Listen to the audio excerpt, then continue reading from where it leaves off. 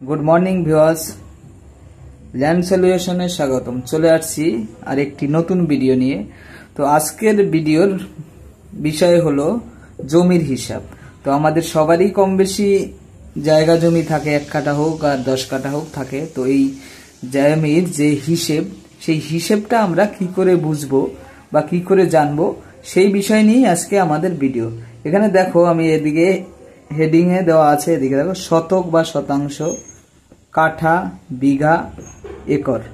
তো আমাদের জায়গা জমির ক্ষেত্রে এই শতক, কাঠা, বিঘা, একর, ছটাক, এই কয়টা বিষয়ে যদি জানা থাকে তাহলে আর কোনো অসুবিধে হয় না। তো আমরা এক এক করে আমরা জানবো শতক কত স্কয়ার ফিটে হয়, কাঠা কত স্কয়ার ফিটে হয়, বিঘা কত স্কয়ার ফিটে হয়, একর কত স্কয়ার ফিটে হয়, বা একর কত শতকে একর হয়, কত শতকে বিঘা হয়, কত শতকে কাঠা হয়। তো শতক আমরা আজকে যেটা আমি তোমাদের বলবো, এটা হলো সরকারি হিসেব। সরকারি হিসেবে কাঠা, ছটাক, বিঘা, একর যে হিসেবটা করা হয়, সেই হিসেবটাই আমি তোমাদের আজকে বলবো। তো আমি এখানে দেখো শতকে লিখে রেখেছি শতক বা শতাংশ। 1 শতক সমান সমান 435.6 বর্গ ফুট। এই 435.6 বর্গ ফুটে 1 শতক বা শতাংশ জায়গা হয়। তো এবারে এই বর্গ ফুট যে বলছি আমরা, এই বর্গ ফুটটা কি করে বুঝবো? বর্গ ফুট বুঝতে হলে আমাদের বুঝতে হবে এক এক বর্গ ফুট করে 435.6 বর্গ ফুট যখন হবে, তখন সেটা আমার 1 শতক বা 1 শতাংশ জায়গা হবে। তো এইবার এই শতাংশ জায়গা যদি মাপতে হয় বা বুঝতে হয়, সেই ক্ষেত্রে আমার বুঝতে হবে বর্গ ফুট বা ফুট। আমরা বর্গটা আমি পরে যাই, আগে ফুটটা আমার বুঝতে হবে।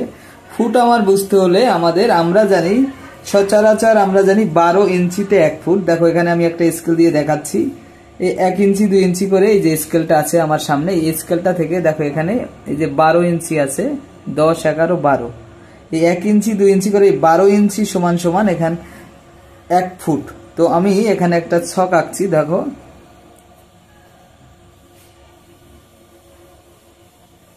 ছকটা এই। তাহলে এটা হলো 12 ইঞ্চি, এটা হলো 12 ইঞ্চি, এটা হলো 12 ইঞ্চি, এটা হলো 12 ইঞ্চি। এই 12 ইঞ্চি যদি চারদিকের আমার বাহু যদি 12 ইঞ্চি হয়, সেই ক্ষেত্রে সেই জায়গাটা হবে, এইটা হবে 1 বর্গ ফুট জায়গা। 1 বর্গ ফুট, 1 বর্গ ফুট, এটা হলো 1 বর্গ ফুট। এইভাবে করে তোমার যদি 435.6 বর্গ ফুট জায়গা হয়, তাহলে সেটা হবে 1 শতাংশ জায়গা বা শতক জায়গা। এবার 1 শতক জায়গা সমান সমান কত ফুট বাই কত ফুট হবে? তাহলে 1 শতক জায়গা আমার যদি এরকম ভাবে হয়, তাহলে আমার চারদিকের বাহু হবে 20.87 ফুট, 20.87 ফুট। এটা ধরো ফুট, এটা হলো 20.87 ফুট, এটাও 20.87 ফুট। 20.87 ফুট যদি চারদিকে যদি আমার বাহু, চারদিকের বাহু যদি হয়, তাহলে সেটা হবে 1 শতক বা শতাংশ। দেখো আমি তোমাদের ক্যালকুলেটরে দেখাচ্ছি। 20.87 ইন্টু 20.87, 435.55। এই 20.87 পরে 87 পরে আরো ডিজিট আছে, আমি 87 দিলাম। তো 20.87 ফুট যদি হয়, তাহলে আমার সেই যে জায়গাটা হবে 1 শতক জায়গা। এটা হলো 1 শতক জায়গা। এই 1 শতক সমান সমান আমরা 435 বর্গ ফুট জায়গা। তো এবারে আমরা যদি কাঠায় আসি, কাঠায় কতটা আসবে?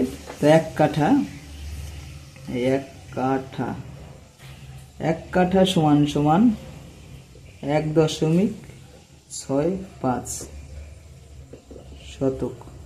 তো 1 কাঠা যদি জায়গা জমি হয়, সেই ক্ষেত্রে আমরা 1.65 শতকে 1 কাঠা হয়। আর যদি তুমি বর্গ ফুটে আসো, বর্গ ফুটে হবে 720 বর্গ ফুট। পরে আছে বিঘা। এখানে ধরো কত শতকে 1 বিঘা, যদি আমরা আসি ধরো বিঘা, 1 বিঘা